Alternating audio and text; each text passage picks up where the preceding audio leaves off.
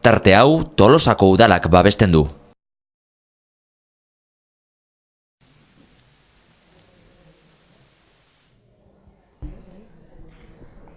Arratsalde on denori, badira 8, ikuste dana gaudela, beraz, Jose Luis, nahi zunean hasi egingo gara. Arratsalde on, gai zerrendakin hasiko gara, lehenengo gaiak honela dio. Ondorengo akta onartzea, 2017ko martxoaren 7ko izko osoko bilkurakoa. Akta denoi pasa zaizue, beraz, zerbait esateko hori badezuen, onartutzat emango genuke, bale?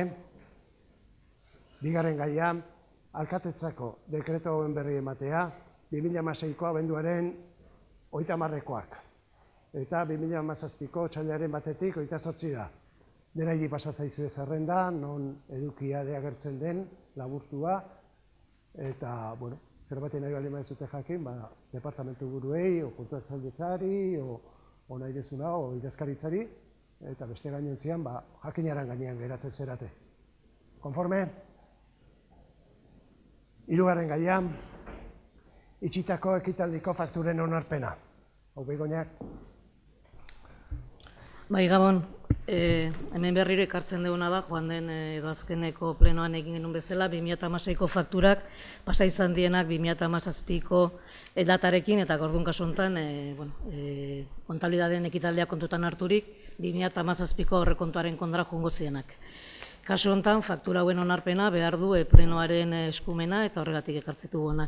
Orduan, ogasun batzordean, egindako ogasun batzordean, diktamena aldekoa izan zen, eta proposatzen duguna plenoa da, 2029,10 euro gastua onartzea, kasu honetan.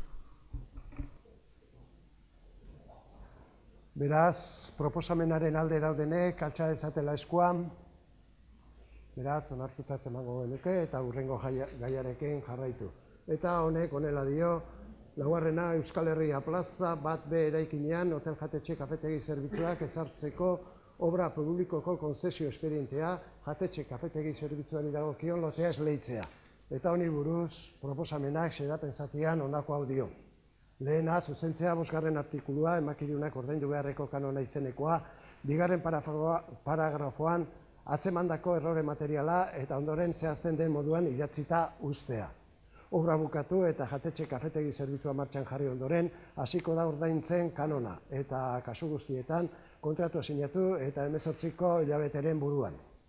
Bigarrena, lizitazio egintza baliozkotzat jotzea eta bide Tolosa SL enpresari adjudikatzea Euskal Herria plazako bat B eraikinean egokitu behar den jatetxe kafetegi zerbitzuari dagokion lotea, hurrengo era honetan. Konzesio epea, 30 urte, kanona urtean, 34.000 eurokoa izango da, gehi dagokion beza. Obra bukatu eta jatetxe kafetegi zerbitzua martxan jarri ondoren, hasiko da ordaintzen kanona, eta kasu guztietan kontratua sinatu eta hilabeteren buruan, 18 hilabeteren buruan. Aurreneko 3 urteetan, esleipedunak kanona laurden bat ordaindu beharko du, hau da, 8.500 euro.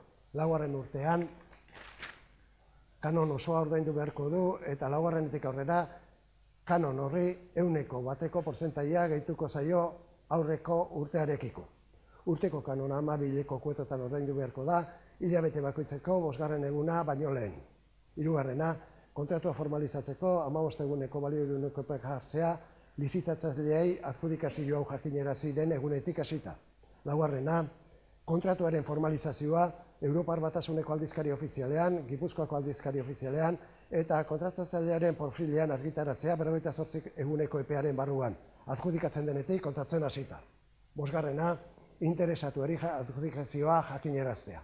Hau da aurkezten den proposamena, diktamena hirigintza batzordetik.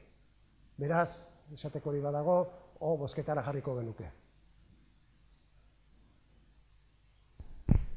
Bai, atxaldeon.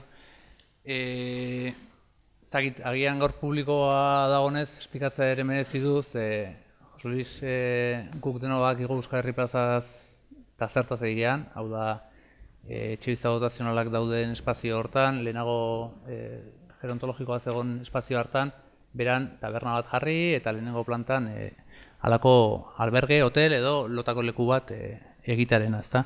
Proiektu hau zarra da, baditu urte batzuk, krisialdi garaian ez zegoen inor honen atzeteko edo interesik zuenik, eta egia da, orain gontan lortu dela lehiaketa bidez norbaitek berarekiko interesa agertzea edo proiektu honekiko interesa agertzea eta finantziatzeko prest egotea ez.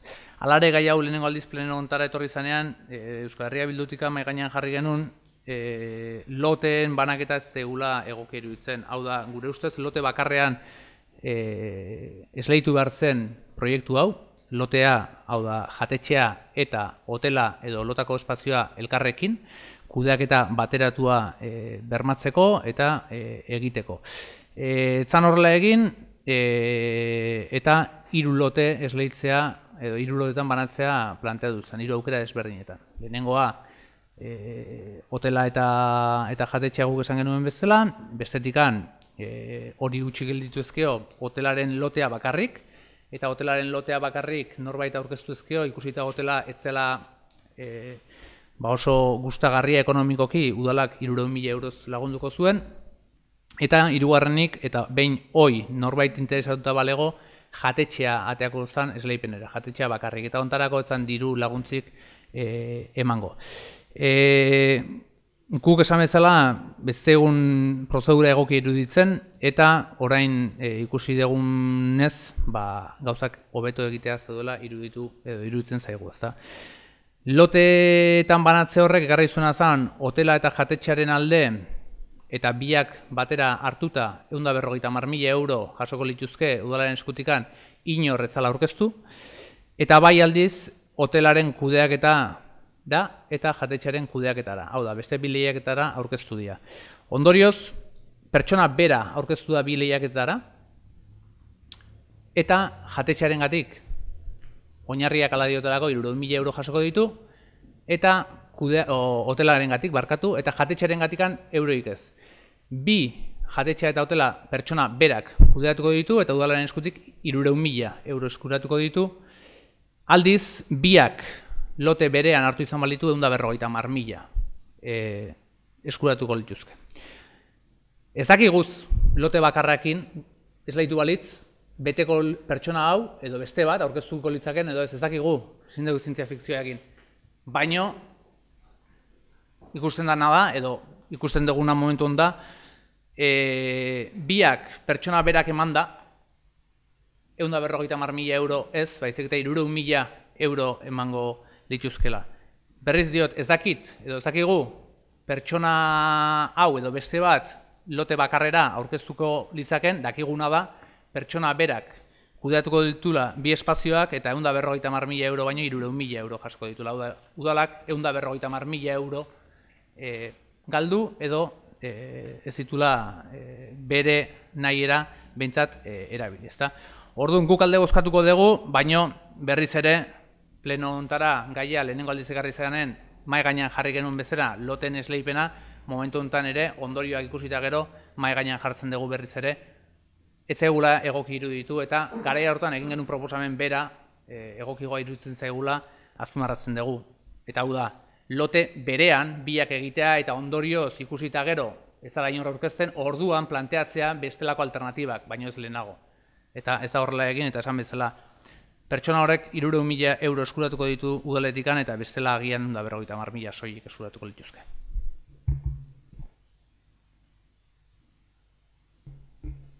Bai, Euskal Herri plazako proiektu alojamendua eta kafetegi eta jatetxearen proposamena 3 lote ezberdinetan egitearen arrazoi bakarra da udaletxe honek lehenetsi nahi zuela alojamendua, ez?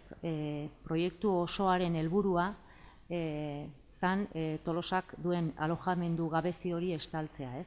Beraz, 3 loteetan ateratzeko arrazoi bakarra zan alojamenduaren lotea lehenestea. Aipatu dan bezala, lizitatzaile bakarra izan da, ez da egon proposamen ugariak hemen aukeratu ahal izateko. Lizitatzaile bakarra izan da, baldintzak bete ditu, eta beraz gaur posible izango da, aipatu dan bezala gainera ez da proposamen berria, zaharra da, baina gaur aukera izango dugu esleipen hori gauzatu ahal izateko, ez? Era horretara egindalako baita ere. helburuak esan dut, ez, alojamendun gabezia estaltzea, estrategikoki turismoa badalako ardatz bat udal honetan, importantea, eta herrian sortzen diren jarduera ezberdinei etekin sozial handiagoa ateratzeko. Hiri ekonomiaren plan estrategikoan ere aurrikusita dago alojamenduaren gabezi hau, beraz, guk ere nola ez alde egingo dugu. Beraz, eztabaida bukatuta gero, proposamena bozketara jarriko genuke, proposamenaren alde daudenek altxa dezatela eskuan, beraz, hau batez onartutzat emango genuke, eta hurrengo gaiarekin jarraitu, eta honek honela dio. Bosgarrena, Aralar Parke Naturaleko inguruko mozioa. Mozio bat aurkeztu duten nolabait Aralar Bizirik plataformak eta bestea alternatiba bezala EAJ-PNV-k aurkeztu du. Beraz, beti egiten den bezala, lehenbizi irakurriko da.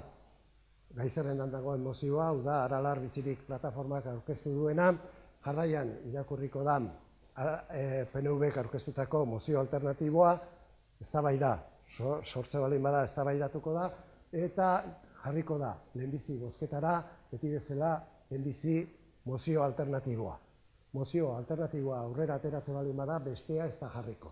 Mozio alternatiboa ez baldin bada aurrera ateratzen, orduan mozio originala, jatorrizko mozioa, plataforma Aralar Bizirik aurkeztu duena jarriko litzateke bozketara. Ulertu da? Konforme?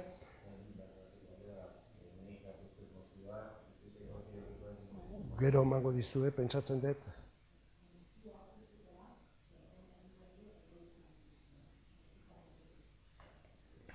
Beraz, mozio irakurriko dut, eta lehenbizi esan duten bezala plataformak aurkeztu duena, eta honek honela dio.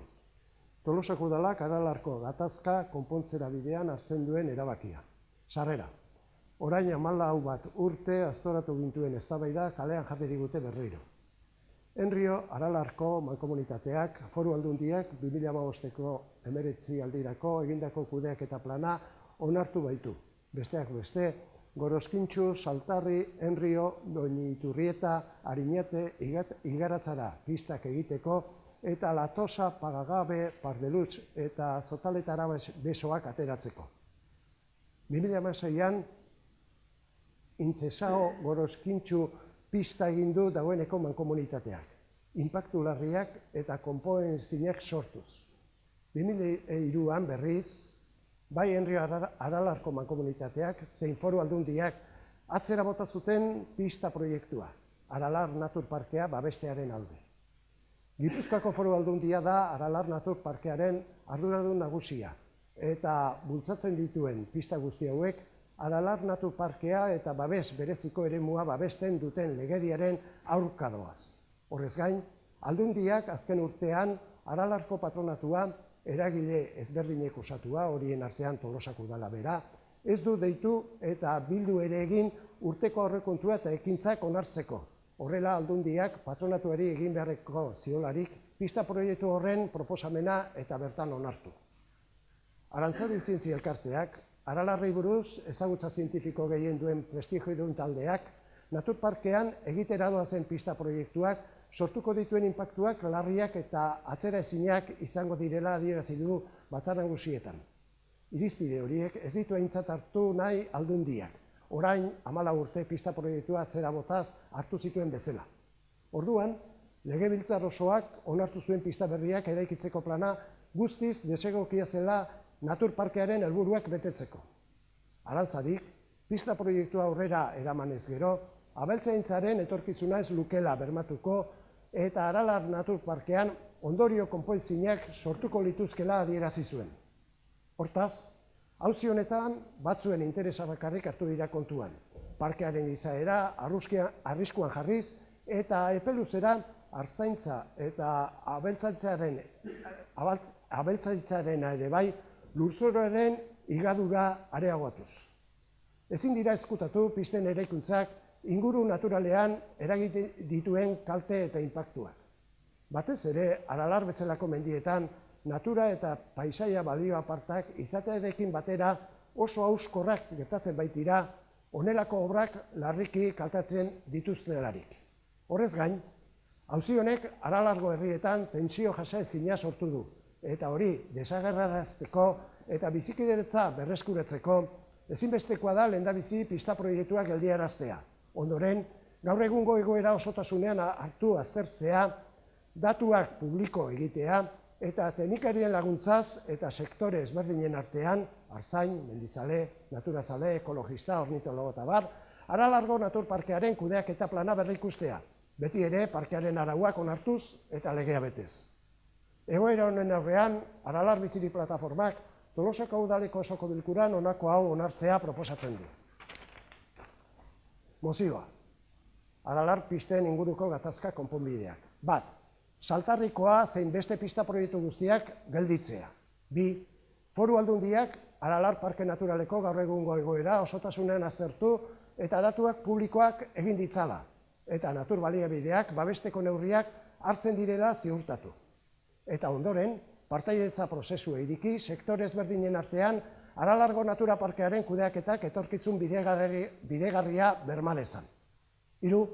Tolosako udalak, Aralar Parke Naturaleko patronatoan ordezkaritza izan da, Aralarren inguruko gai garrantzitsuenetan gutxienez, udalbatzan eztabaidaturiko eta bozkaturiko erabakia eramango duela patronatoko batzarretara. Foru Aldundiko ingurumen eta mendietako eta natura inguruneko zuzendariei akordio hauen berri ematea eta aintzat hartzeko eskatzea. Aralar Bizirik Plataformak. Eta mozio alternatibak EAJ-PNVk aurkeztua honela dio. Aralargo artzain eta abeltzainen duintasunaren aldeko mozioa. Mendiko artzaintza inguruko arlo sozial, kultural eta ekologikoetan eragin izateaz gain, funtsezkoa da larreak mantentzeko balio ekologikoa handidun ondare naturalak baitira. Horregatik, gaur egun mendi Atlantearren Euskal Herria barne, gero eta gehiago ematen ari den artzaintzaren jardueren murrizketak aldaketa garrantzitsuak dakartza lurzoruko konposizio vegetal eta mikrobianoan eta beraz, galera bat dibertsitate floristikoan eta larrearen kalitate nutritiboan eta baita CO2-aren isurien igoera. Guzti horrek, kate ondorio ugari izango ditu, arlo sozioekonomikoan ere nabarituko direnak. Hauxe dira, Euskal Unibertsitateko landareen biologia eta ekologia saileko Arantza Aldezabal eta Iñaki Odrozolak eta Neiker Teknikaliako Lur Morages eta Iker Migagosek osaturiko ikerketa taldeak 10 urtez eginiko ikerketa lanean hitzez hitz ateratako ondorioak. Ikerketa lanean sakonduz, gero mendiko artzaintzaren onura ekologikoak eta biodibertsitaterako egindako aportazioa azpimarratzen da behin eta berriro, eta hain zuzen, horrexegatik zeharo kezkatuta daude, azken hilabeteotan Aralargo azpiegitura direla eta bizitu dugun egoerarekin. Gipuzkoako gizarteak ezin du onartu, gizartea bera osotasunean aurrera egiteko elkarlanean dihardugun bitartean, gure lurraldean behin eta berriro estrategikotzat jotzen ditugun artzain eta abeltzainak 19. mendean bezala bizitzea. Egungo artzain eta abeltzainek, eta are gehiago etorkizunean ere, artzain eta abeltzainak gure mendietan izan nahi baditugu, ezinbestekoa da gutxieneko azpigiturak eta baliabideak eskaintzea. Aurrez azaldutako guztiagatik, honako mozioa aurkezten dugu. 1. Tolosako udalak Aralar bezalako naturguneak babestu eta kudeatzen dituzten abeltzain denei egiten duten onura publikoa aitortzen diegu. 2. Ondorioz, artzain eta abeltzainen lan eta bizibaldintzak hobetu asmoz, Aralargo mankomunitateak onartu eta gauzatutako azpiegitura lanei babesa ematen diegu eta etorkizunean ere bide beretik jarraitzea eskatzen dugu. 3. Aralargo mendietan bizi eta lan egiten duten abeltzain eta artzainen eskakizunak bereganatuz, Enrio Aralarko mankomunitateak 2016ko abenduaren 20an ospatutako zuzendaritza batzordean onartu zuen inbertsio beharren plana babesten dugu. Hau da, mozio alternatiboak, PNVk aurkeztutakoak, esaten duena. Beraz, eztabaida zuen eskuetan dago. Bai, kaixo, arratsalde on guztioi. Bi testuak irakurri ondoren, EAJak aurkeztutakoarekin bat egingo dut, eta gainera testu hau batzar nagusietan adostu egin zen EAJ, PSE eta PPko aldeko botoekin eta EH Bilduren abstentziarekin. Mila esker.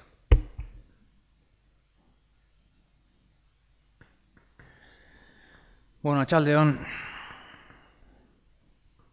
Nik gure aldetik mintzat, aurrekoan gai hau sartu zanen, eta holat zurekin izketan ostialean negoziatzeko aukerak eta ate irikita utzi zen egun edo aukerak zeudela, eta ni horri eutxi nahian, esaten nuen, bueno, pozarren hartu nuen, hitzoiek hartu nituen, pentsatzen aukera egongo litzakela denon artean ez soilik gu, baizik eta baita sektore eta baita emozioa sartu duten eragileekin ere denon artean adosteko zerbait, ez. Gai honek sortu dulako gatazka eta sortu dulako bizikidetza herri txiki askotan austea ere ekarri dulako eta ekartzen ari delako, ez. Kuadrian arteko gatazkak, familian bertan eta herrian ezin ikusiak, ez. Zaldibian bertan txabola bati su eman zaio, ez. Orduan, lehenengo gauza, erantzunkizuna duen horrek, kasu honetan, Gipuzkoako Foru Aldundiaren ardura politikoa dutenak, EAJak eta PSOEk, osatzen duzuen gobernuak, bizikidetza hori mantentzeko, kudeatzeko erantzunkizun ezinbestekoa daukazue. Bete ez dana, eta bete zanari ez dana, ondoriak ikusi besteik ez, ezta? Horren hil kezkatzen hau, edo gurik kezkatzen gaitu, eta gehiago kezkatzen gaitu gainea, esan zen igunen, badostasuneako bide egon zitekeela, ikusi deunen bideoi ez dala, bide. Bide txurrere ez dala ezer. Eta kezkatzen gaitu horrek, ze ikusten dugu, bizikidetza horren, edo bizikidetza hori berreskuratzen alde, gauza gutxi egiteko prest daudetela, ez? Ze pistak lehenik eta behin eztabaidatikan at gelditzen dira, ez? Zuek aurkeztu duzuen mozioaren erroa eta oinarria hori baita, ez? Orduan nire harridurako izan da, ez? Eta goizen telefonozo izan dizut, ez dago margenik hemen adosteko ezer, ez dago margenik.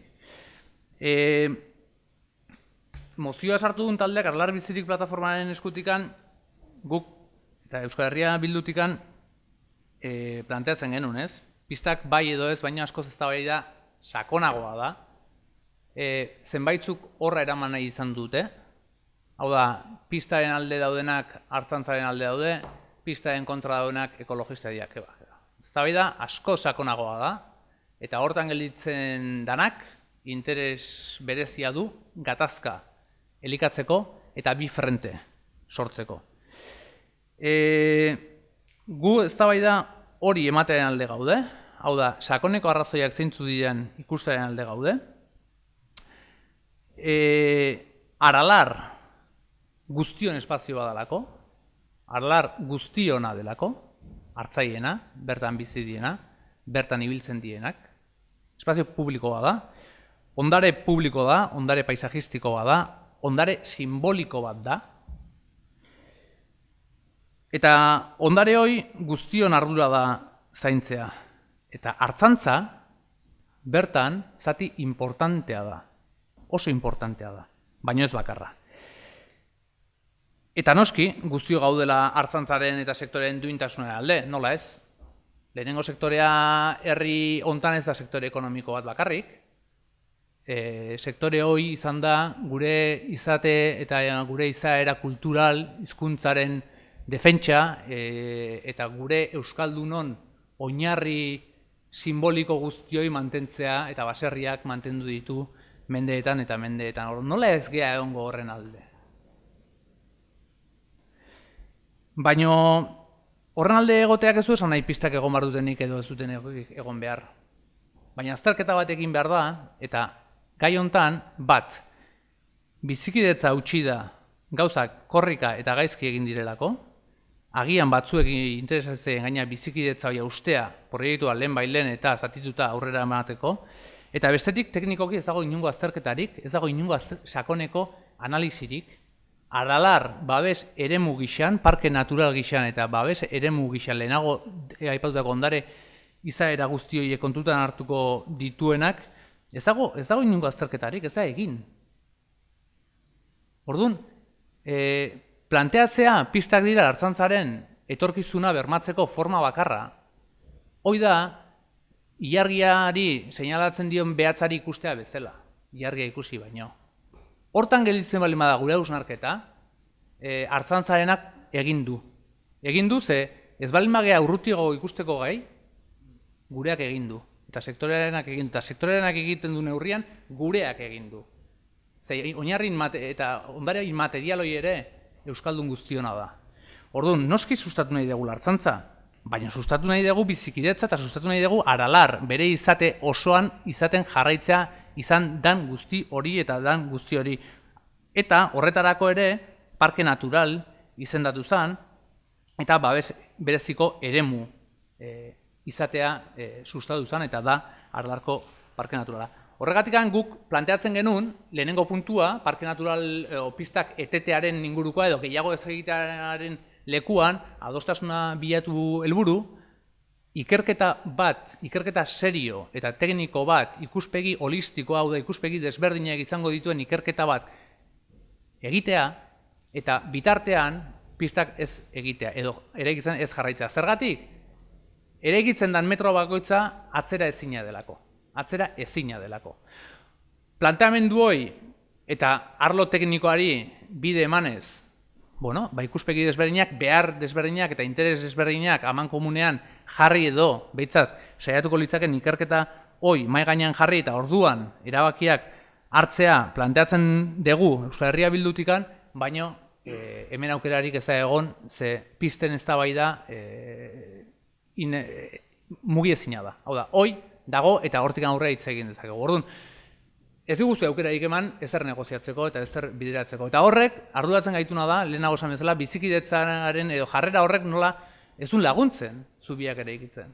Ez du laguntzen. Orduan, gu berriz diot, hautsitako bizikidetza hori berreskuratzen alde gaude, teknikoki azterketa sakon bat egitaren alde gaude, eta horren arabera, irtenbide integralak bilatzearen alde gaude. Artzaintzari erantzungo diotenak, baina baita guztiona dan Aralarreko parke natural horri erantzungo diotenak ere. Beraz, ulertzen dut zuen mozioa bozkatuko da lehenik, ondorioz, bigarren mozioa, hau da, Aralar bizirik plataformak sartutakoa ez da bozkatzea iritsiko, baina behintzat, eskatu nahiko genuke, hirugarren puntuan jartzen duen bezala, hau da, Tolosako udalak patronatuan daukan ordezkaritza horrek hartuko duen iritziaren gaineko eztabaida hemen bertan ematea. Ze, bestela ere, mugatzen egiteana da, gutxi batzuk, beraien interesan arabera, erabaki hartu eta eztabaida saiestea. Orduan, zuen mozioa bozkatuko da, zuen mozioa aterako da aurrera, gu horren aurka agertuko gara batez ere, ez diguzuelako aukera eman, negoziazio bide minimoena ere, bide txurtxikiena ere irikitzeko, baina behintzat, etorkizunean eta partzuergoak honen gainean hitz egin behar duenean, Tolosako plenoan gai hau jorratu dadila berriz ere. Eskerrik asko. Bueno, nik bai uste dut eztabaida gai dagoela pistak, beste zerbait ere gehiago izan liteke, baina nik uste dut bai mozioan pistak azaltzen direla eta hori dela eztabaidaren muina.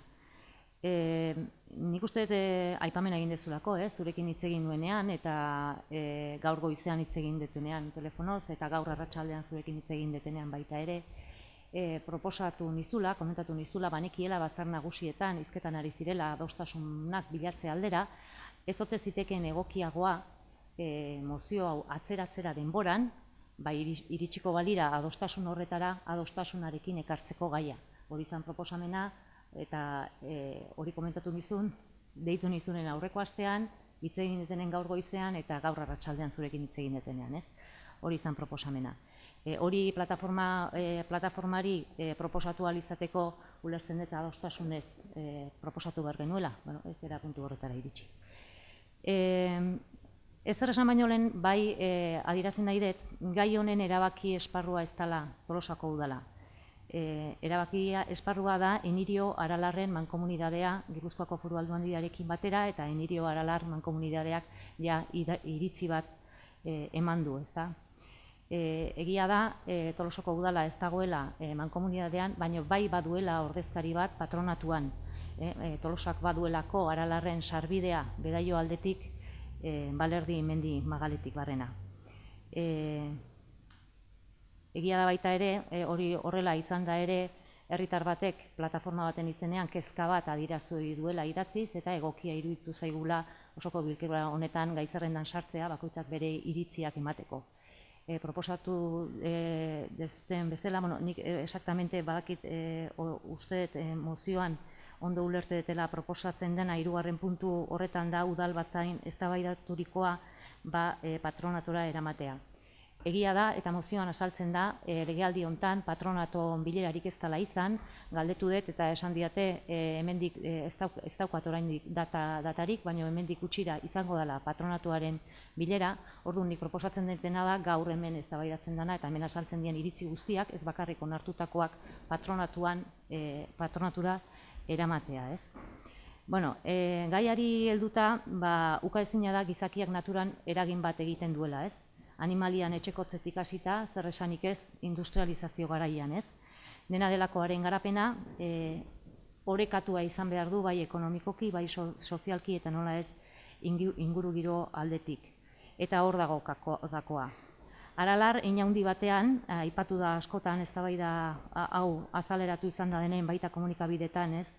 Ganaduzaleen eta artzainen emaitza da, eta artzainen lanik gabe, orain ikusgai ditugun larreak galdu egingo lirateke.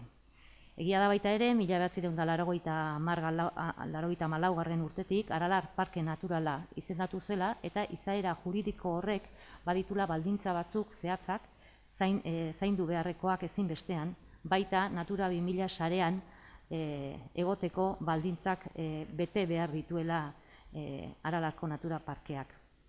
Gaur guk ekarri dugun mozio hau, Kristianek aipatu duen bezala, Batzar Nagusietan aurkeztutakoa da N eta EBA sindikaturen bitartez, eta nik dakidanez idatzi hau izan da kontrako bozkarik izan ez duena, beraz horregatik adostasun zabaleena zeukan testua ekarri nahi izan dugu.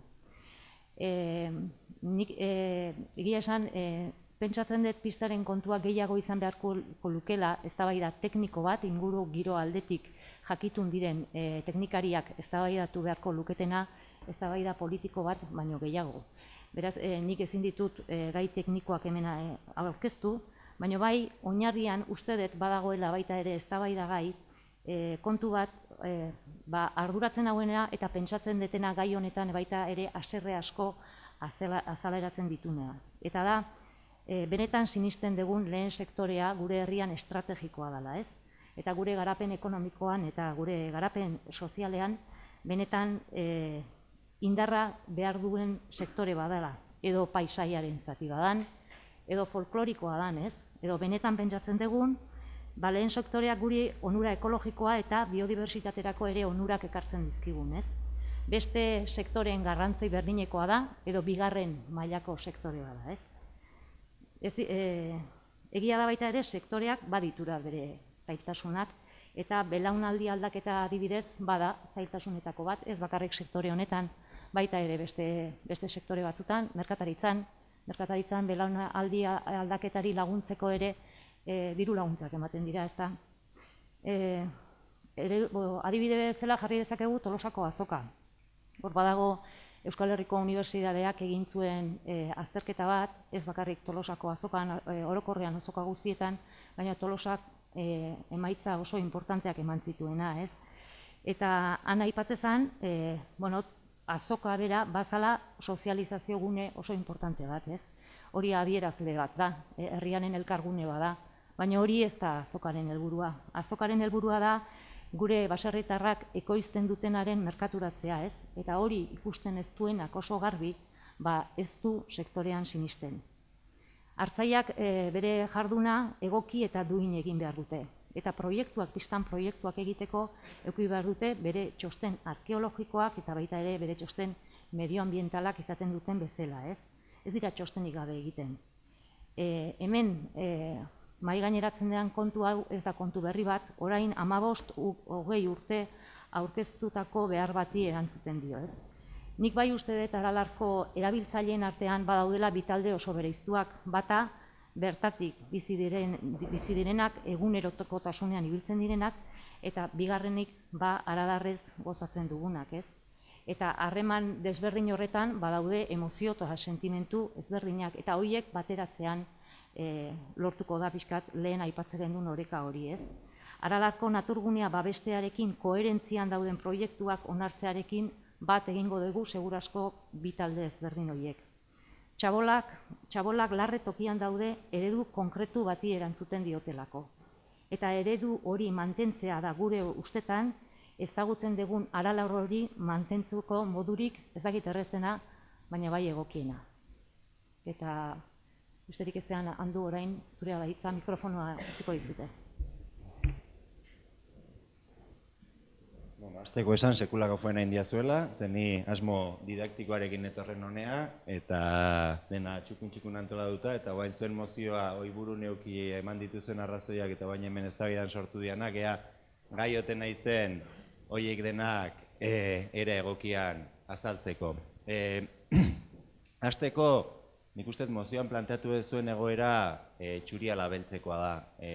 Gu ez gea ekologista radikalak eta guretzat, eta arrazoi dezu esaten dezunen, egungo Aralarrek duen itxura hein handi batean hartzaileei esker eta hartzantzari esker da, garbi dau. Garai baten askoz ere baso gehiago zegoen, komunitatea sortu zanen, zenbait udaletxeek erabaki zuten bere zatiko zuhaitzak moztea, larrek sortu zian, hartzantza etorri zan, eta itxura aldatu zan, orain dela ez asko, Aralar ez da beti horrela izan. Baina horrek nik uste ez daukala hartainoko garrantzirik. Ni pertsonalki ere, nahi guzti ez zait Aralar nolakoa dan, eta gustatuko litzaidake Aralar dan bezalakoa mantentzea, eta iruditzen zait hartzantza bertan mantendu behar dela. Beste kontua da, nolako hartzantza izan behar duen, eta nik uste goimendia zaigea eta mendiko hartzantza zaigea, eta aipatzen dituzuen pistak egiten baldin baditugu, mendiko edo hartzantza tradizionaloi desitxuratu ingo da, eta beste zerbait bihurtuko da. Nik uste Aralar parke natural badala, ez da la granja bat, eta gero sartuko naiz pixka bat, igual zentratuko naiz bestela ari asko galduko ditut hortik, ez? Bueno, bigarren puntua esan dezue, alde batik hori da, nolabait larrek egotea eta ardik egotea edo animalik egotea ona dala larrentzako, eta hori guk ez dugu bukatzen. Horregatik, gure planteamentua ez da hartzantzak entzea, basoa bihurtzea dena, eta orain dela 200 urte bezalako Aralar mantentzea, ez? Guk ere oreka mantendu nahi dugu, baina iruditzen zaigu, eta aipatu duzu, gai hau orain dela 14 urte atera zen, eta garai hortan mankomunitateko lehendakaria Eusko Alderdi Jeltzaleko Alejandra Iturrio zen, eta garai hortan artikulu bat idatzi zuen prentsan azaldu zana, gazteleraz dago atera dudan zatia, artikuluaren titulua zen Aralar no es solo de ellos, eta alaxe ziben pasarte batean. Seguiremos fomentando la ganadería y enseñando a la sociedad la importancia que tiene esto para el monte, pero sin salir nunca de la línea que creamos que es la mejor para Aralar. Los ganaderos también pueden acompañarnos en esa labor, pero nunca los que sin querer someterse a las reglas establecidas quieren actuar como si el monte fuera únicamente de ellos. Eta nik egiten dudan hausnarketa da, garai hartako araudia ez da ezertan aldatu. Eta hau izan zen erantzuna gaur egun onartuan eskakizunari. Orduan izan zen ezezko borobil bat, hemen, parlamentuan eta toki guztitan. Orduan, araudia ez bada aldatu. Orain, onartuako proiektuan, garai hartako mankomunitate lehendakariak aipatzen zituen arauak ez dira errespetatu. Guk salaketa bat jarri dugu ingurumen fiskaltzaren aurrean, iruditzen zaigulako legea urratzen egiten ari direla gauza asko. Tartean, proiektuko pista gehienak eremu babeslean daude. Eta eremu babesleko arautegiak dio bakarrik ikutu daitekela eremu hori bizi berritzeko. Ez pista bat egiteko eta pistak dakazkin ondorio kaltegorri guztiak. Ez orduan, nik ez dakit ze gertatu dan, batean 14 urtetan arrelako aldaketa bat egiteko, ez? Ez nahi sartuko prozesua nola jundan, baina nik uste publizitate gutxirekin eta ere ilun xamarrean jundala. Eta gainera, nik uste beti legearen mugak bilatuz. Adibide gardenena da, proiektua osotasunean aurkeztu izan balitz, hau da, 15 kilometrotako pista proiektu bakarra bezala, inpaktu azterketa oso sakona egin beharko luke. Eta hori ekiditeko trampa txiki bat egin da. Eta trampa izan da zatika aurkeztea. Eta zatika aurkezterakoan, ze pasatzen da, baina inpaktu azterketa sakon hori egin beharrean, inpaktu azterketa simple egin behar dela, eta simplea zer da? Tramite huts bat. Orduan, nik uste hor, dena ni ez naiz inor, hortan, fiskaltzak erabakiko du, baina nahi iruditzen gauzak ez direla bide egokitik egin. Nik esan den bezala, eta oraindik sentitzen dut, baina gauza asko ditut esateko.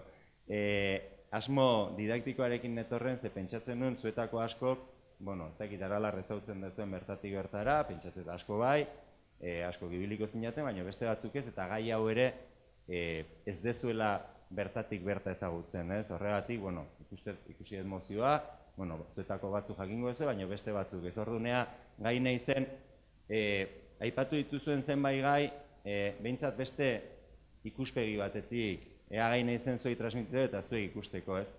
Eta nola badakidan, ganaduzale guztik pisten alde zauden bezala, EAJ-an ere denok etzeatela pisten alde egongo, eta ni saiatuko naiz orain aipatuko ditudan gauzekin, ea behintzat,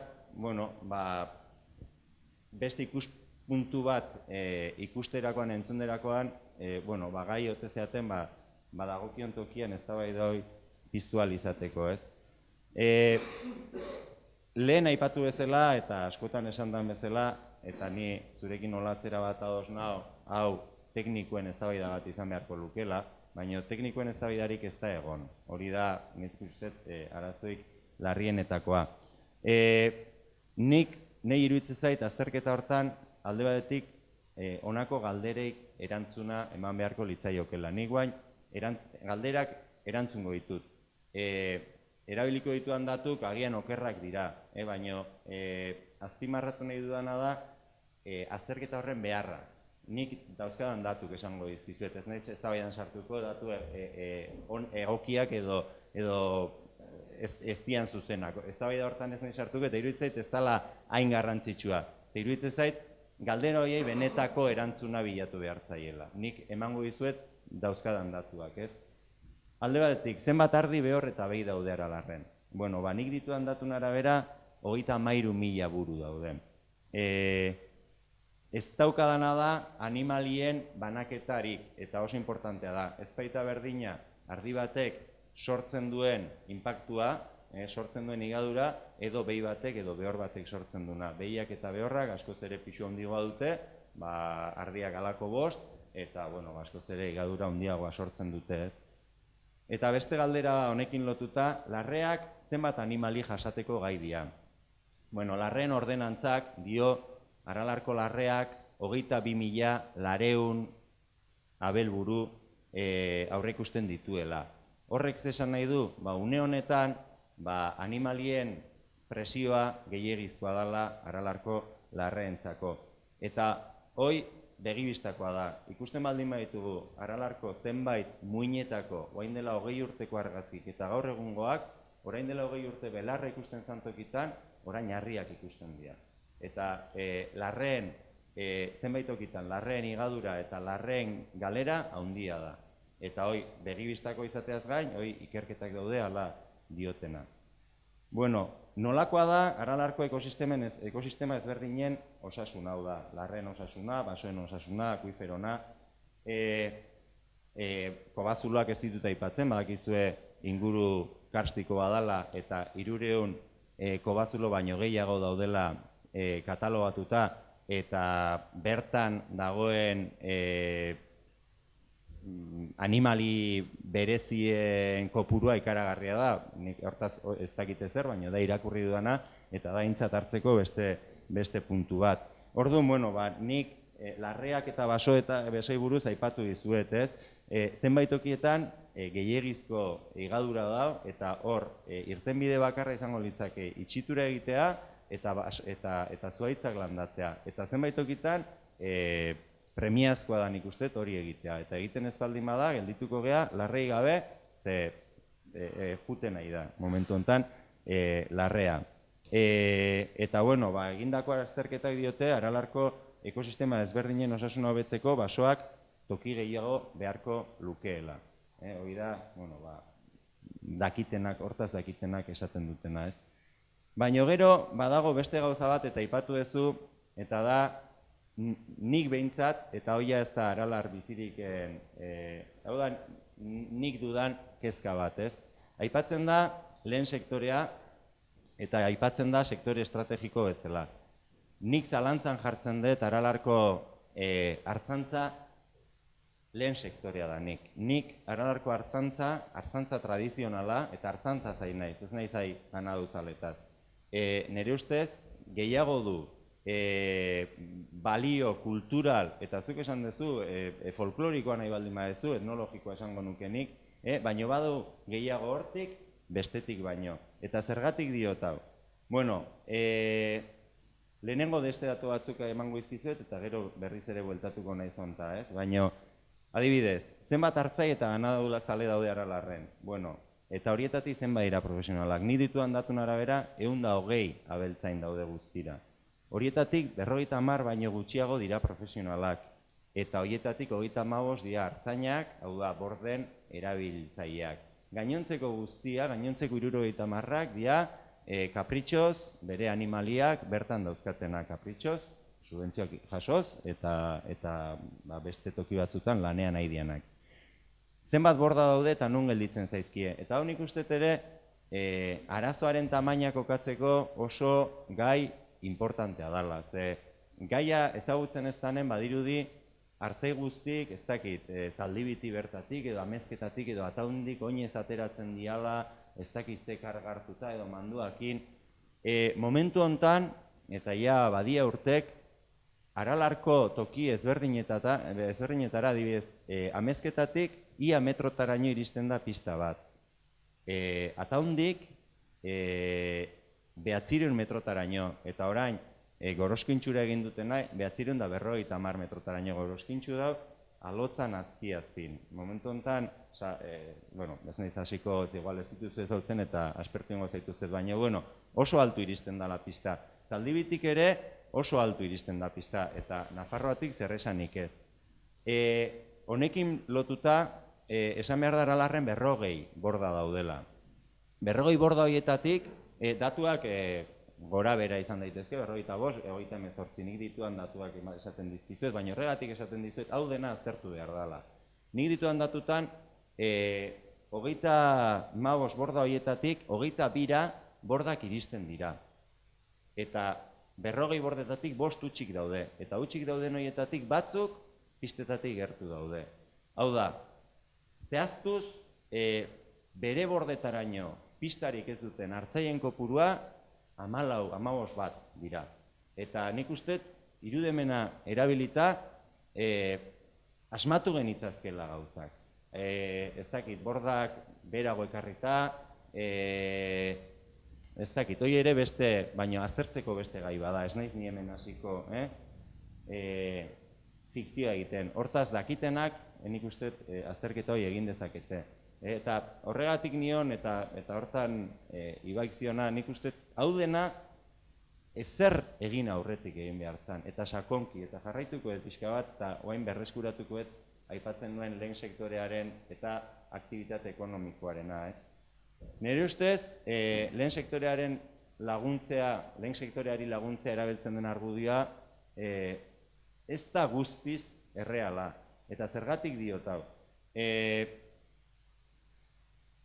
zenbat diru inbertitzen du administrazioak, administrazio ezberdinik zenbat diru inbertitzen dute Aralarren. Hau da, diru laguntza zuzenak, abeltzainei, abelburu bakoitzengatik, infrastrukturan mantentze eta hobetzen. Ez daukadaturik, baina ez da gutxi, ez da gutxi. Abeltzain batzuk 50.000 eurotik gorako laguntza dituzte urtean. Baina hori ere, datu publikoak dira eta aztertu beharrekoak dira. Eta egin dian borda guztik ura dute, borda guztitan plaka solarra jarri dira, oso txukunak daude, eta hori dena diru publikoarekin egin da. Pisten proiektuak 2 milioi euroko aurrekontua du, diru asko dala iruditzen zait. Eta lehen sektoreak agian baditu premia larriagoko guneak hori baino. Hori da iritzi bat, hori da nire iritzia hortan. Eta zer jasotzen dugu trukean? Gizarteak zer jasotzen du trukean? Balde batetik, Aralarko larredia garbi mantentzea, baino aipatu deten arrisku txiki horrekin. Garbi, baino agian pasatzen nahi geha. Agian izko presioa jartzen nahi diogu larreai eta hemendik urte gutxita animaliak entzen ez baldin baditugu, lurzoruri gabe geldituko geha eta animalik jateko hori gabe geldituko dira. Orduan agian, inbertsio ingo deu eta jarraitzen baldin badeu, etekin honekin lehen aipatu dut, Aralarrezta franja bat, Aralarrezta ustiaketa toki bat, eta zaintzen ez baldin badeu, agian ustiaketarako ere galduko deu. Hori nire kezka da. Bestalde batetik mantentzen dugu balore kultural hori, antzineko jarduera honen mantentzea, niretzat balore handi badala baita ere, eta bestaldetik baditugu beste bi jarduera ekonomiko pribatuak, hau da, arkumek eta gaztak, eta hoi bai dalaz lehen sektorea, eta behor, eta txokorren aragia. Dena den, hemen ere, nik nire buruei galdera bat iteiot. Nik dakidala behor haragi gutxi jaten da Euskal Herrin. Eta nik uste bertan azten diran behor gehiena kanpora doa zela. Eta hoi ere aztertzekoa da. Dirupioa jartzen nahi geha, eta ez dakitze puntutaino, baino esan daitena hau ere aztertu behar da, ez? Orduan ere bi galdera dira, zer ikusirik du, edo baldu honek zer ikusirik elikadura burujabetzarekin, edo lehen sektorearen bultzatzearekin, nik uste ez.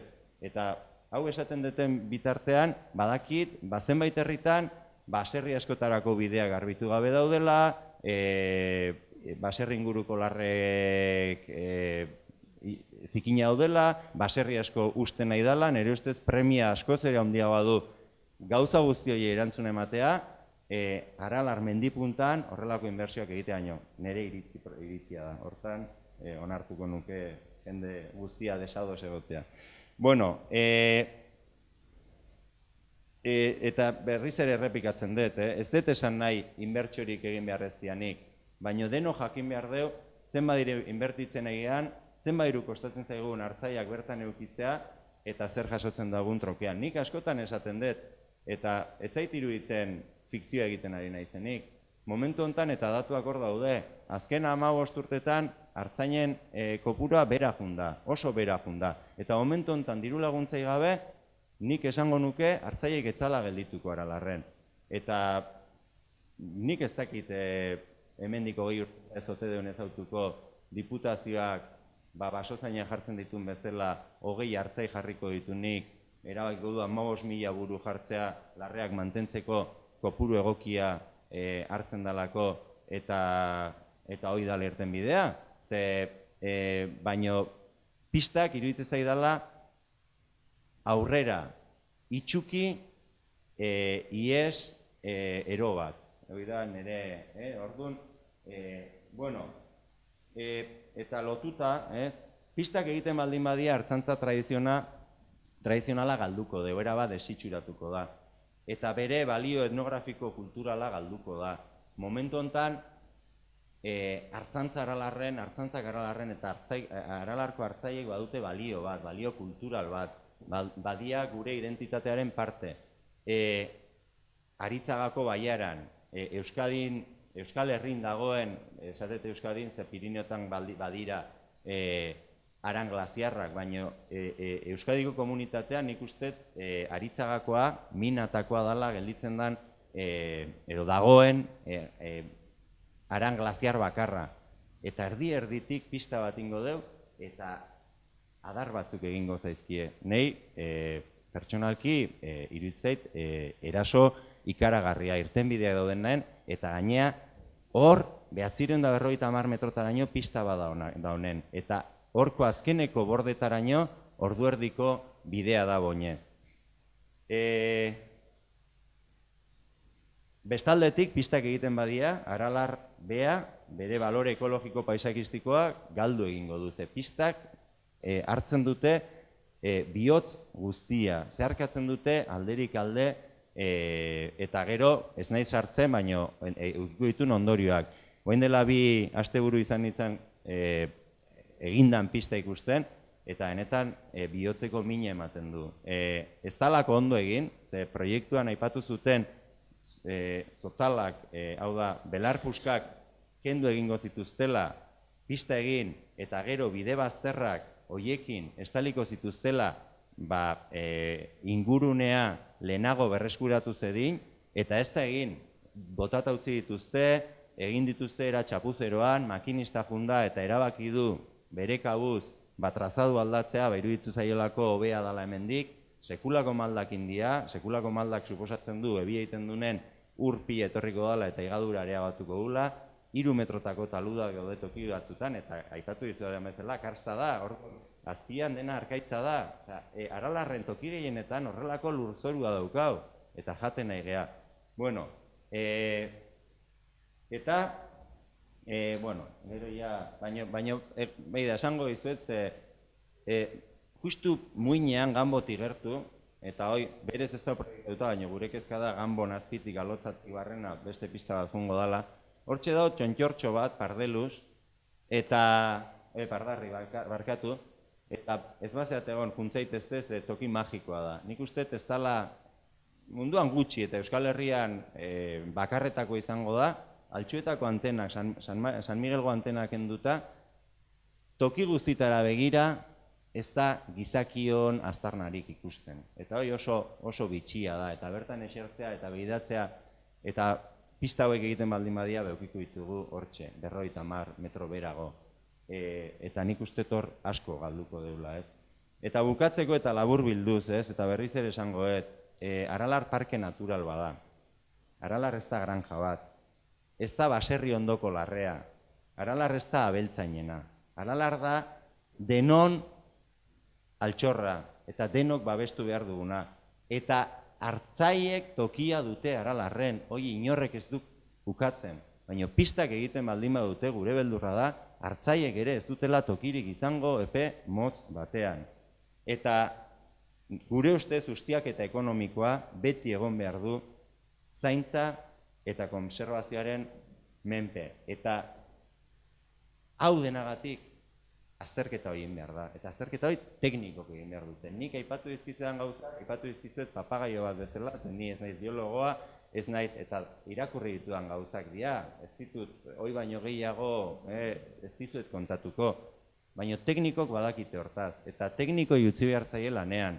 Eta nik ustet, eta berriz ere heltzen diot guk aurkeztutako mozioari, gelditu behar da proiektua, eta azterketa sakona egin behar da. Aipatu dizkizuetan gauza guzti horiek, eta zintzoki, eta ez dakit lortu dudan zuen begiak beste ikuspuntu batetik ikustea gai hau, baina hala izan bada, eskatuko nizueke, dagokion tokian, transmititu ezazuen kezka hori. Nik ustet, eta lehen esan bezala, itxuki pareta baten kontragoa zela pista horiek eginda, eta ez diogu inorri mesederik egin, eta bukatzeko. Eta ulertzen dut, hartzaien eta galtzen naduzalen jarrera. Azken finean, beraien lana erresago egiteko, eta zeinek esango dio, zeinek uku egingo dio horri. Baina ez dugu ezagun ahaztu, Aralar handa hola, Aralar mendia da, eta denona eta parke naturala da. Bale, eskerrik asko.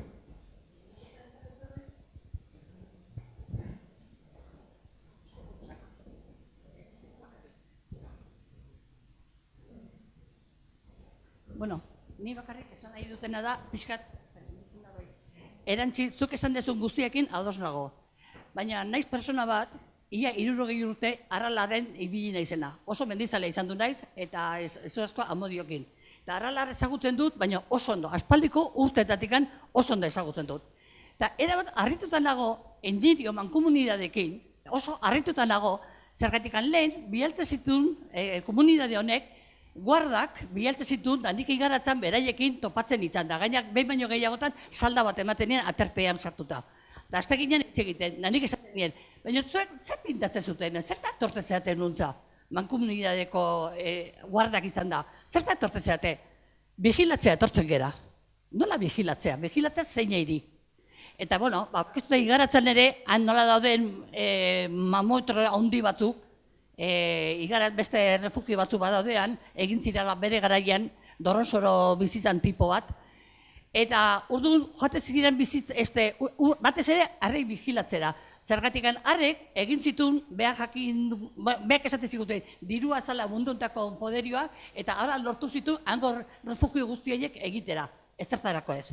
Baina, harren bentzezkan proiektu gehiago, goraldeako pista batzuk egitera, eta berez ere, alaxe egin zituen ere, bai, behak. Eta gero gaina, mendi gaineko hitan, zuk esan dezun bezala, berdeik kenduta, eta bere refugio aurrian jartzeko. Nik ezagutu ditut gauz asko igaratzen eta mendi hartan. Eta batez ere, mankomunidadeko joate ziren vigilatzera, hartu zituzten legeak eta hartu zituzten gauzakin, haber kumplitzen zituen. Eta nik esate zuten gainan beraiek. Ezke, hoi guztiak bota egin beharko lieke. Eta nik esaten nien, baina nola bota, bat utzizazute, bezek ez bali bat, zatik hemen umekin etortzeko, hola asteburutan nola. Ezin da hori ere, zatik ekologiste aldetikan ez da konbeni, hemen ez da konbeni, mendia izurratuko litzeke pilo bat. Eta esaten nien, otan arrazoi dezu. Da joate ziren, nik ezagutu dut, da joate ziren, mankomunidade biendutako guardak, vigilatzea joaten ziren. Eta orain zer pasatzen da? Urte batzutan zer gertatu da hor? Olako komunidadea horre zainte zutera, eta gauza guztiak. Eta, klaro, gero beste gauza bat, lehen Arralaren behiak ez ziren sartzen.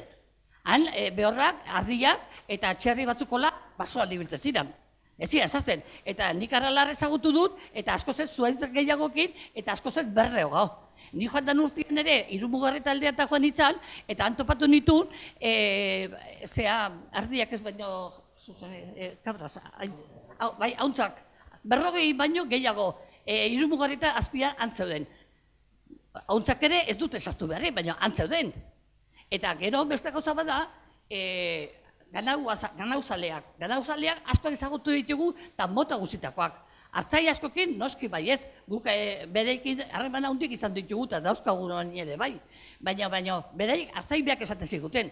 Hemen ganauzaleak sartzen dituzte behia batzuk o behorra batzuk ateako giltza edukitzeko. Eta gero beraiek, laurrebero 4x4-ekin turismo egiten ibiltzen zirela. Eta hori nanek ikusi ditut ere bai.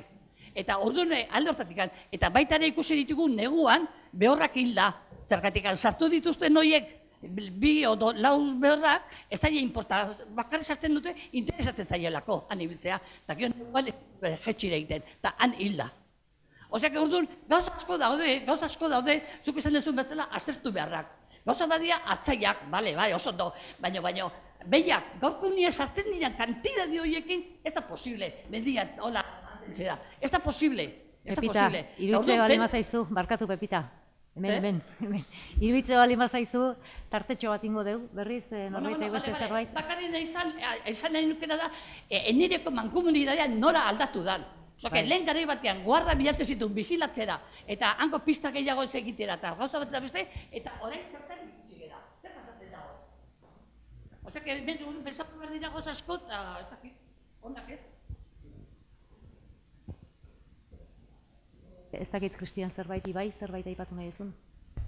Ez, nik aipatu nahiko nukena da, gaia ikusita eta egon dira interbentzioak egon da, udalbatzanek aurrera ez egitea. Eta bi mozioak bertan bera ustea, eztabaida berazgarria izan dalakoan, eta norberak bere kontzientzian pentsatu dezala mozio honen atzean eta erabaki honen atzean, sakoneko posizionamendu bat eman dezakela Tolosako udalak, eta zentzu hortan, guazen bertan bera ustea, bai bat eta bai beste, hartzen dut, ahuldade korrelazio batetik esaten dela, baina pentsatu nahiko nuke, zuek aldeko bozka mamarde zuen horietan, handuk gai asko jarraitula mahai gainean, jakin eta ezagutzen dituztenak, eta zentzu hortan, agian, dudak izan ditazke zuen momentu honetan, eta horregatik bi mozio bertan bera ustea eskatzea zentzuzka iruditzen zait, baldin eta handuren hitzak balio izan baldin badute. Nei behintzat, izugarrizko informazio pila eskin diate, eta zentzu gehi hartzen diotu hendikan azterketa sakonaren behar horri ez, eta horregatik bi puntuak bertan bera ustea eskatuko nuke. Bai, nik kontu pare bat bai handu. Nik uste dut ja fiskaltzaren aurrean elegite bat jarri baldin baduzute, fiskalak esango dula ez, azterketa hori egingo da, legezkoa dan, egin dana edo ez dan egin, ondo egina dagoen, egin diran ingurugiro inpakturako azterketa horiek legezkoak diran, balio duten nahikoak diran edo ez. Orduan horrek bidea jarraituko du eta esango digute ez. Nik lehen aipatu deten bezala, nik xehetasun teknikotan ezin dut sartu ez detelako bulertzen, aralar asko ezagutzen dut baita ere nik. Eman dituzun hainbat iritzi irakurri ditut komunikabideetan, ez zaizkit nahi horrelako berriak egin ez. Baina bai, aipatu nahiko nuke egin dezun iritzi partikular hortan ematen diren diru lehen sektoreari zuzentzen zaizkion diru laguntza horietan ez. Eta nik uste hor erratuta zaudela. Eta pixka bat bai arrazoi eman diazu lehen sektorearen balioa ezotedan zalantzan jartzen ari, pistaren kontu honekin, ezta. Egingo bagenuke alderaketa bat, adibidez, Tolosako landa eremuan. Zenbat inbertitzen du Tolosako udalak Tolosako herritarrekin. Eta portzentualki, konparatuko bagendu, landa eremuaren herritarrekin egiten den inbertsioarekin, ikaragarria izango litzake alderaketa. Eta horrelako argumentario ekonomiko baten aurrean, segurazki zentzugabekeri bada. Baina badauka beste balore bat. Eskatu geni ezaieke, Bedaio, Aldaba, Montesku, Santa Luziako herritar danari, inguratzeko Tolosako muinera, danak honea barrura, segurazki ekonomikoki asko ez zenbaki hobeagoak aterako litzaizkiguke, ezta? Egia da, bidea garbitu behar dira, eta horretarako ere badaude beste diru laguntza lerro batzuk, ez? Nik uste dut batak ez dula besteak entzen. Eta nik uste dut inbertitutako dirua ondo dagola eta are gehiago esango nuke agian ez dela nahiko izan. Hori bai, ni dakidan arte eta ikusi dudan arte hori bai esan nahiko nizuke ez. Eta gero balio etnografikoa edo balore ekologikoa galduko luken segurazki ez da berdina izango ez, pistarekin edo pistarik gabe ez, nik pentsatu nahi dut oreka horretan, teknikariak oreka horretan bilatu dezaketela oreka horri ez, pentsatu nahi dut. Baina ez nahi zinorreztare iritzi hori aurreatzeko. Ibaiek egin duen proposamen horretan ez dakit ez zukandu nahiko bazen du erretiratu, ez dakit erretiratuko genduke, bestela bozketara pasako gineke, nik bai mantentzen dut leheno komentatu dizuedana, eta hemen aipatutako iritziak patronatuan mahai gainean jartzea, puntuz puntu. Horretarako nahi bali maizu, gioitxo bat egingo dugu, handu, aurkeztu dituzun puntuekin.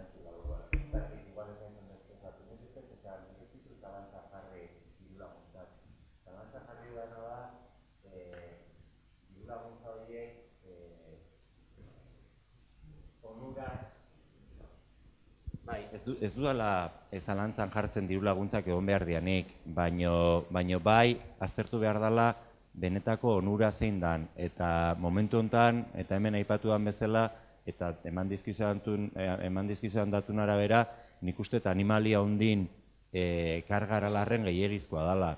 Orduan, kaltea sortzen nahi dan zerbaiti diru laguntza ematea, nik uste aztertzekoa dela behintzat. Baina ez dut, inolaz ere eta noskiala dela, eta ez baldin badeu babesten, baia gainbera baldin badoa, areta gehiago.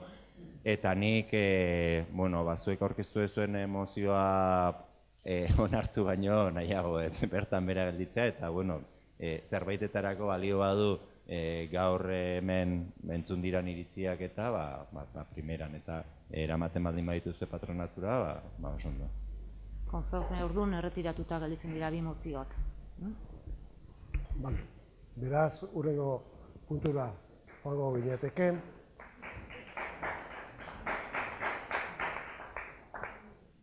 Eta horrekin jarraituz, gaizerrendarekin jarraituz, honek 6. puntuan honela dio. Arrazakeriaren eta xenofobiaren kontrako udal adierazpena. Eta mozioak honela dio. Martxoaren 21. Arrazakeriaren eta xenofobiaren kontrako nazioarteko eguna. Nazio Batuen Batzar Nagusiak martxoaren 21. ospatzen du arrazakeriaren eta xenofobiaren kontrako nazioarteko eguna. Eta estatukidei eskatzen die ekintza planak abiarazi ditzaten arrazakeria eta apartheida eztabaidatzeko. UNESCOko zuzendari nagusiak 2017an zabaldutako mezuak gogoratzen digu arrazakeriak gizabanakoak eta gizartea hondatzen dituen pozoioa dela, ezberdintasunak iraunarazten dituela, eta haserrea, amorrua eta indarkeria bultzatzen dituela.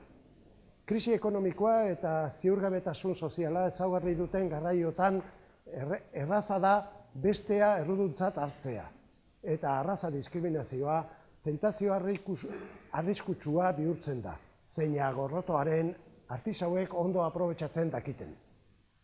Gaur egungo arrazakeria, arraza diskriminazioa, xenofobia eta antzeko tolerantzia ezeko ereduen Nazio Batuetako errelatore bereziak txostena egin zuen 2013an Espainiaren inguruan. Bertan, gogor kritikatu zuen arrazakeriaren eta xenofobiaren aurkako legeria, eta baietzi zuen migratzaile, ijito eta errefuxiatuen eskubideak urratzen zirela.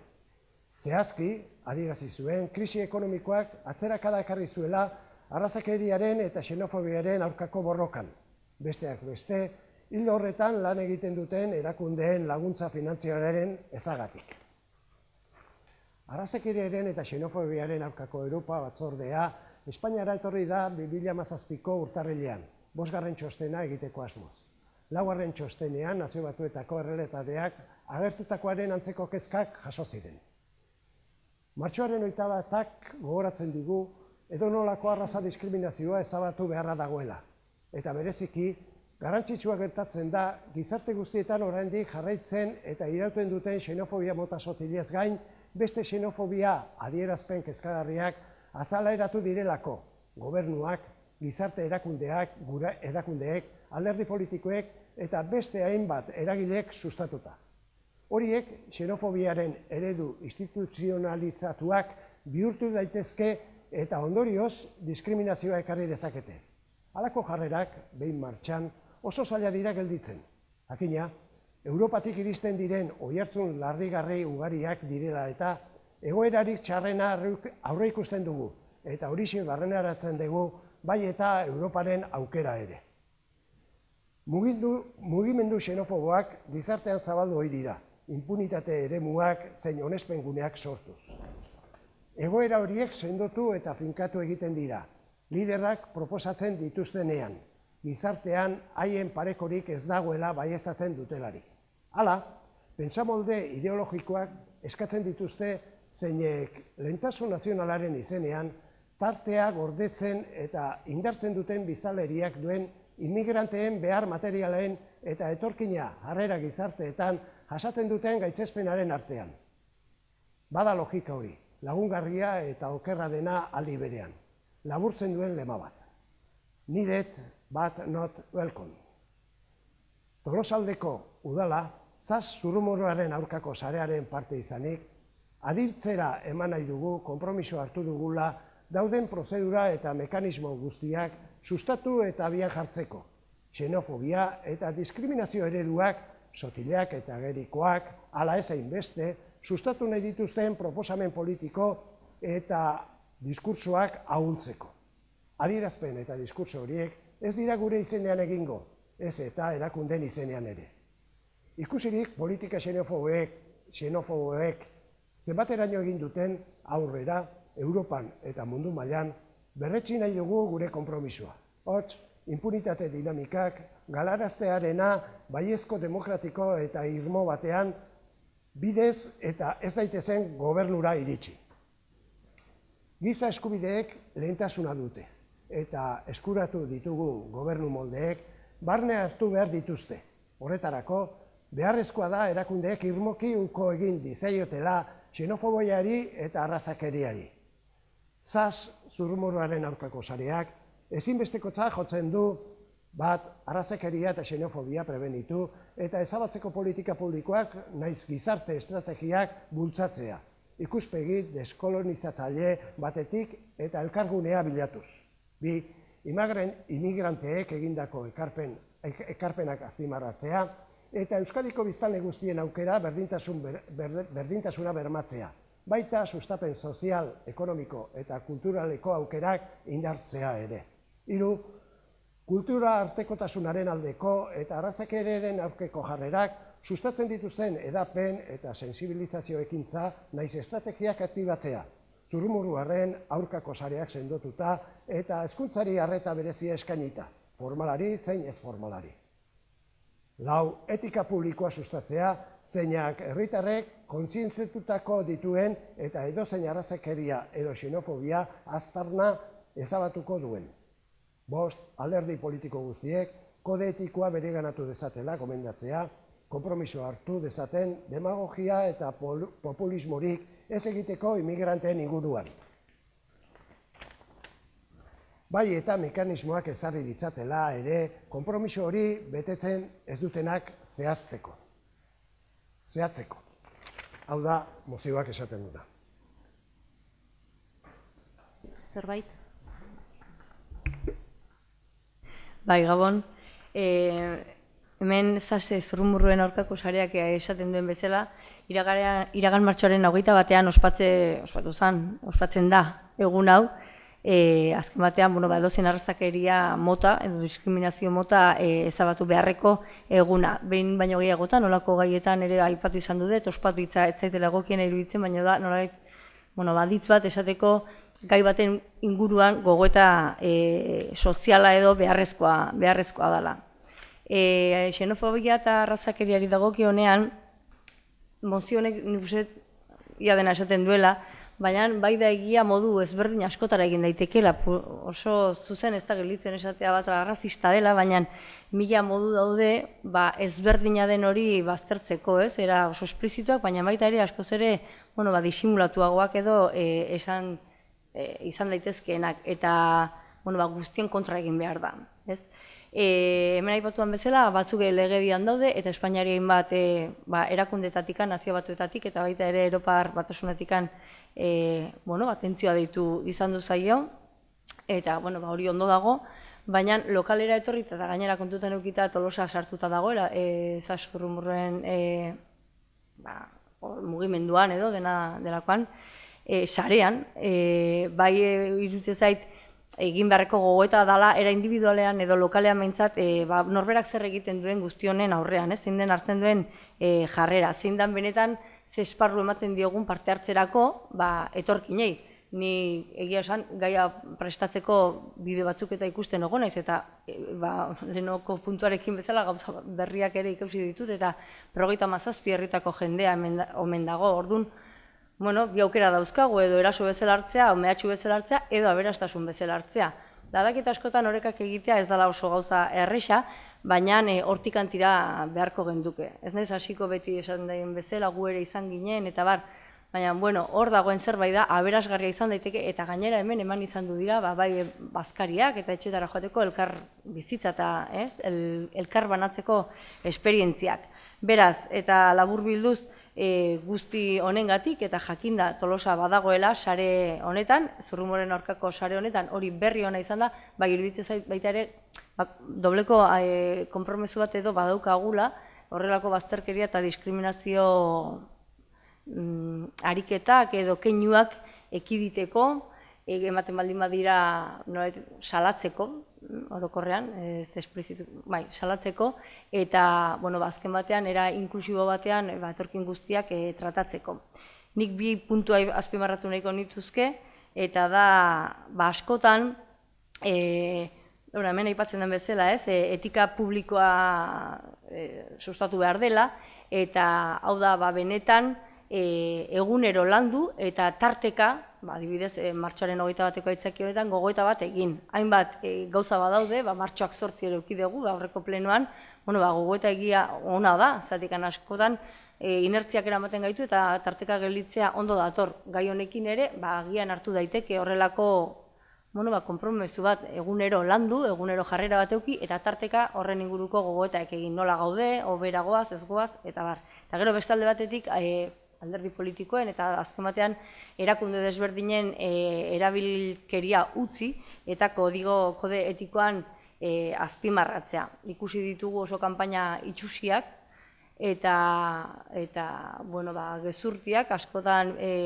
bozka batzuen kontura edo horiek bilatu nahian eta usten dut alderdiek eta erantzukizuna dugun erakundeen aldetikan horrelako norberaneko konpromesua hartu beharra dagoela. Beste eri gabe, beraz, baiezkoa emango diogu. Eskerrik asko.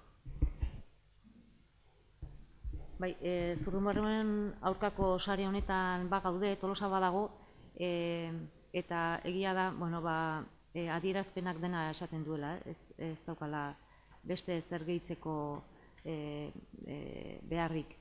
Baina adierazi Cristina Morales da gai hauetaz arduratzen den teknikaria Tolosaldean, eta beak azpimarratzen zuen ze garrantzia zuen horrelako adierazpenak une batean eskualdeko udaletxe guztietan onartzea, ez? Batzutan onartzen ditugu oso mekanikoki, ez?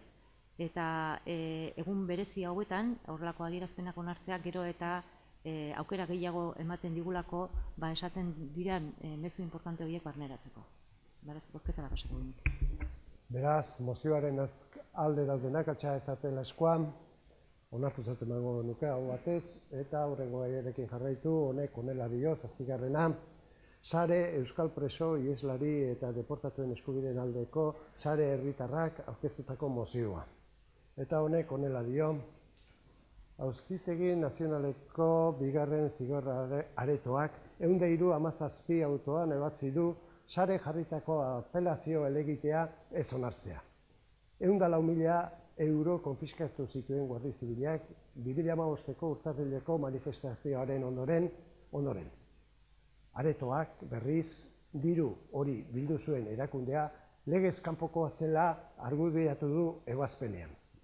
2015ko urtarrilean presoen eskubideen defentsan Bilbon nazio manifestaldi jendetsua burutu zen. Bertan, Euskal gizarteak persona hauen eskubideen errespetua ozen aldarrikatu zituen.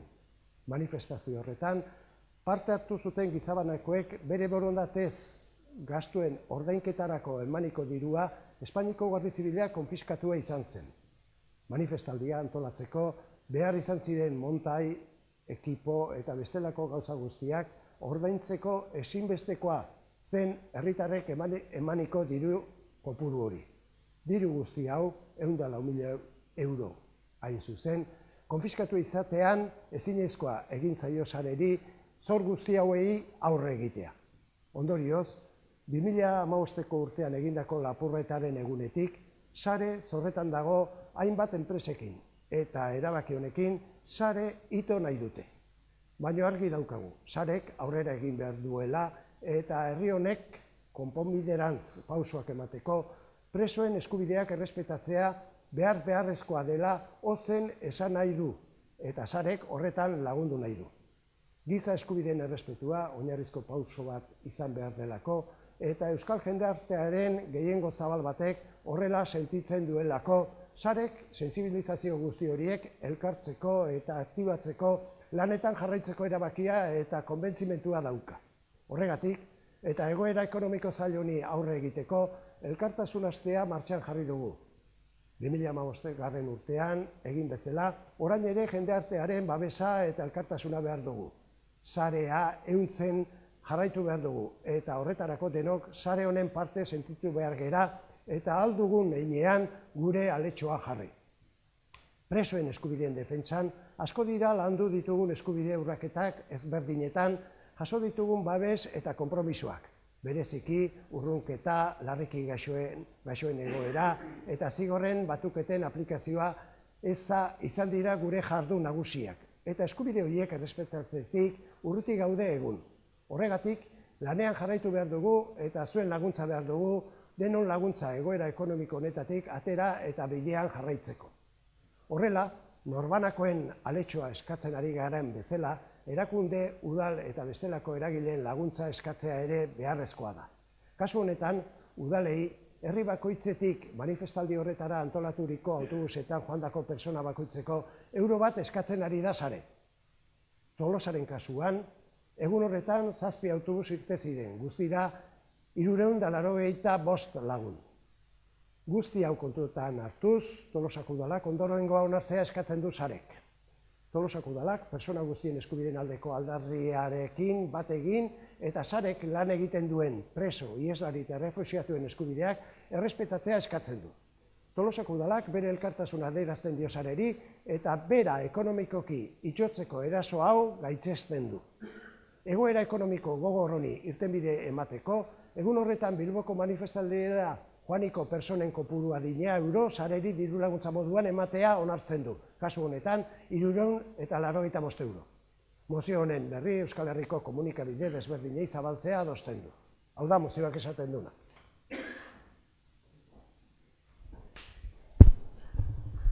Bai, bueno, gure giza eskubiderekiko konpromezua ezin da ezezatu, baina guk banandu nahi ditugu alde batetik presoen eta generalen giza eskubideen aldeko beharrezkoak diren politikak eta beste aldetik gertzen diren kuestio konkretuak. Eta horregatik bozketa honetan abstenituko naiz.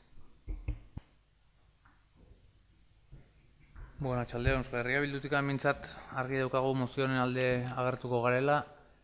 Azken finen, estatuek, kasu honetan Estatu Espainolak, duen jarrera oldarkor, kriminalizatzaile eta giza eskubideen aurkakoa berriz ere agerian utzi zuen diru honen 104.000 euroen lapurreta eginez. Zuzenbide estatuaren aurkako beste eraso bat izan zen.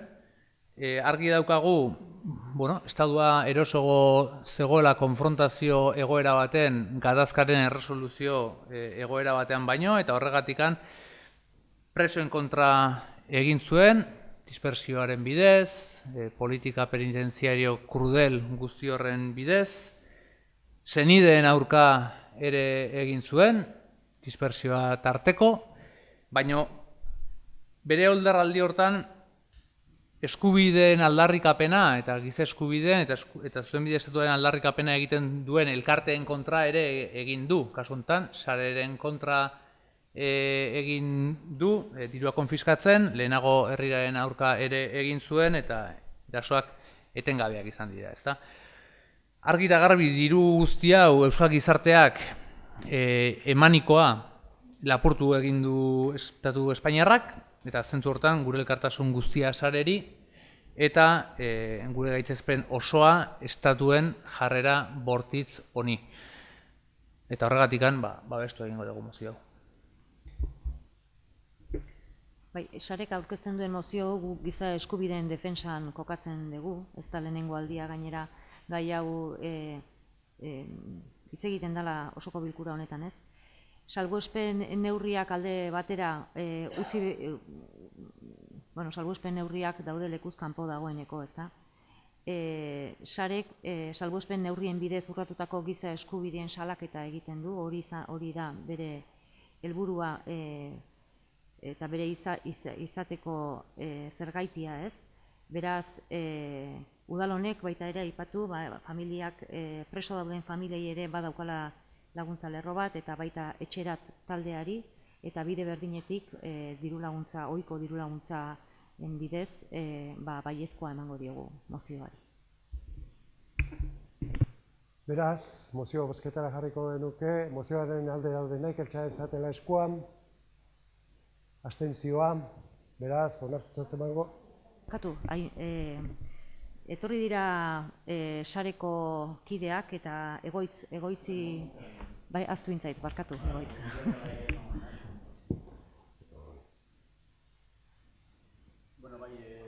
Esan duzuten aparte, ez da hundik ganez, bat egiten esan zutenakin, bakarrikan bai, mozioan aipatzen den bezala, gaur landuko ez zuten gaiaz aparte, momentu honetan, saretikan, usten dugu, bizi dugun egoera honetan, premiazko bi korapilo ditugula lehenbaien eskatzen dutena gure indar guztia bertan jartzea, batetik da presoen dispertsioa eta urrunketa bera, eta bigarrenetik larriki gaixo dauden presoen lehenbaileko askatasuna, ezta.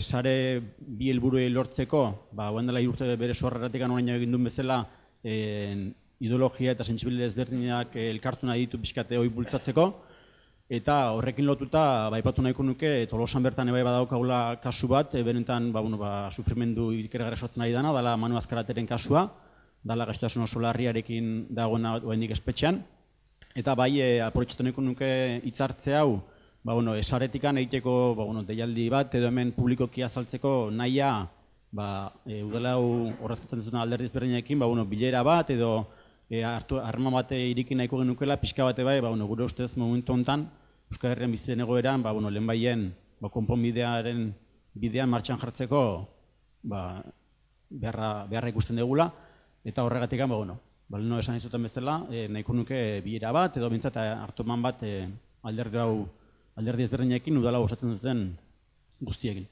Eta hoxe, eskerrik asko hitzamateatik, eta listo. Bozketara jarriko du orduan.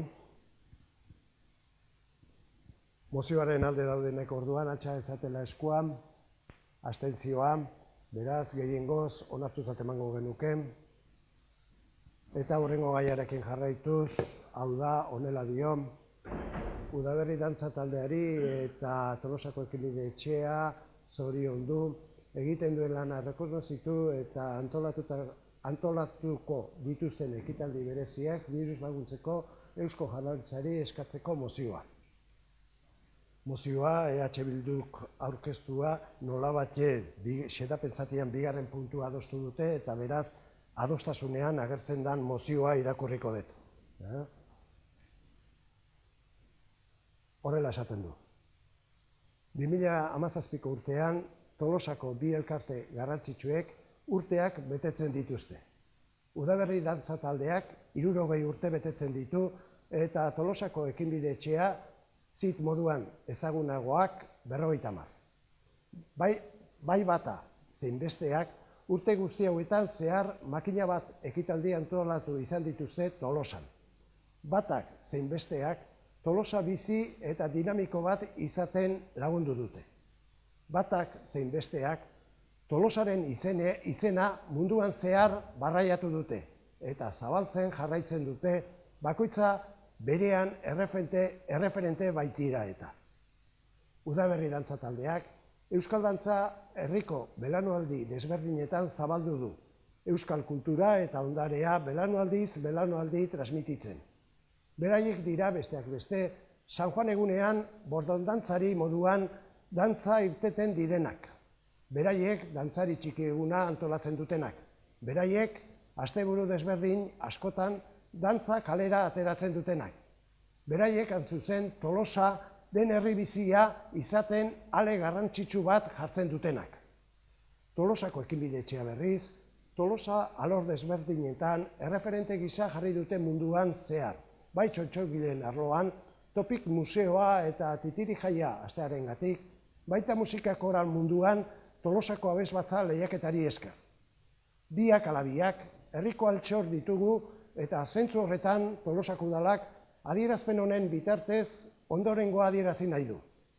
Tolosako udalak, Udaberri dantza taldeari eta Tolosako ekinbide etxeari aurtengo urte honetan zoriondu eta egin eta egiten duten lan guztia horrengatik bere esker ona adierazi nahi die. Bigarren, Tolosako udalak Eusko Jaurlaritzako kultura sailari eskatzen dio diru laguntza bat ematea Tolosako bi elkarte hauei, Udaberri dantza taldea eta Tolosako ekinbide etxea. Horrela, bi elkarte hauek urte hau ospatzeko antolaturiko ekitaldi desberdinen gastuak ordaintzen lagunduko luke. Hirugarren, mozio hau Eusko Jaurlaritzako kultura sailburu den Bigen Zubiria jaunari, Eusko Jaurlaritzako kultura sailari eta Udaberri eta Tolosako ekinbide etxeari jakinaraztea. Honela dio mozioak, beraz, zuen eskutan dago. Bai, bueno, zorionak eta urte askotako udaberriantza taldea eta Tolosako ekinbide etxea, eta mila esker egiten duzuen guztiagatik. Tolosako ondare kulturala zuek gabe imaginatzea ezinezkoa izango zen, eta horregatik aipatzen diren diru laguntzak beharrezkoak dira hori mantentzeko eta handitzeko.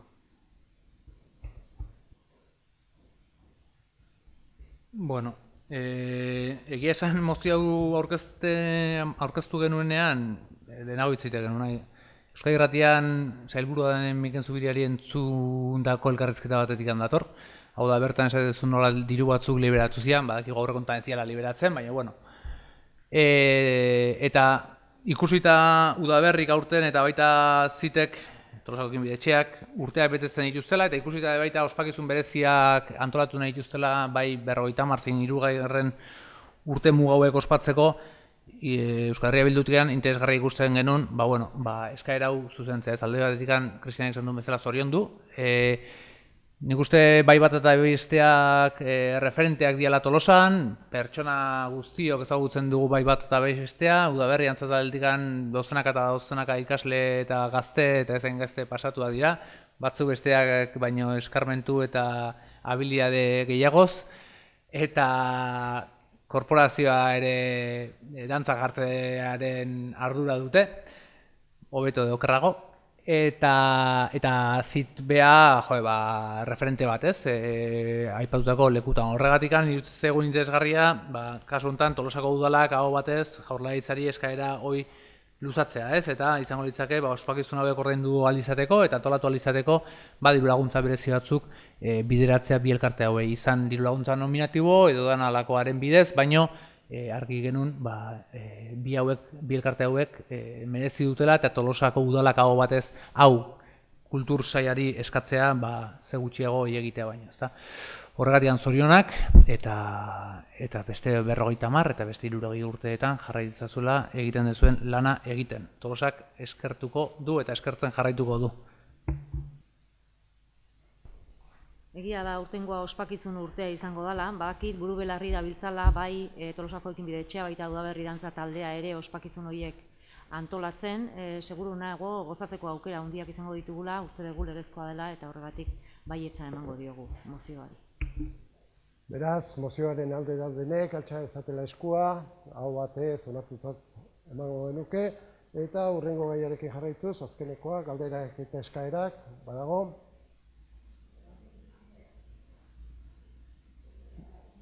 Hemen txiki bat bai egin nahi nuke, ze nik esango nuke legealdia hasieratik eta aurreko urtean baita ere, eta berriki hasita daukagun urte honetan baita ere, gure herriko kalentan pintadak gero eta gehiago ugaritzen ari direla, kasu batzuetan gainera referentzia zuzenak egiten, udaletxe honetara keja ugari iristen dira, eta dei bat egin nahi nuke, jarrera hauek gaizki ulertutako adierazpen askatasunen ezin direlako justifikatu, herriari garbiketarako gastu bat eragitea zain, bizikidetzako garai batean bizigaren honetan, edo behintzat bizikidetza lantzen ari garen garai honetan, jarrera hauek ez dutelako laguntzen eta oztopotzaile direlako, beraz osoko bilkura hau aprobetxatan nahi nun dei hori egiteko.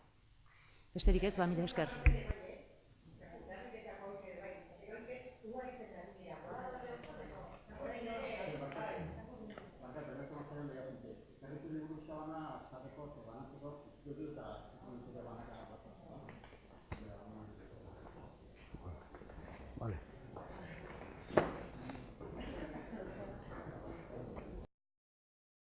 Tarte hau Tolosako udalak babestu du.